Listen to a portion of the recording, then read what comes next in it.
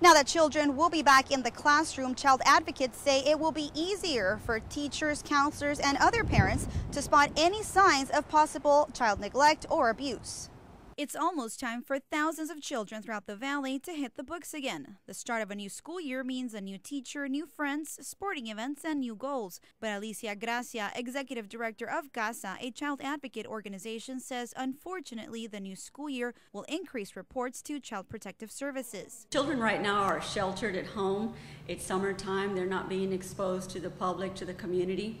And as children go back to school, educators and other parents at the school may notice children with unexplained bruises, burns. Last year, Gracia says there were nearly 5,500 confirmed cases of child abuse in the valley. Neglect and abuse can be anything from a malnourished child, one who hoards food from school, or one who is continuously not well groomed. Sure, well, hand-me-downs are not a problem. Poverty is not a sign of abuse by any means, and people need to remember that. And oftentimes they use it as an excuse, but it's not.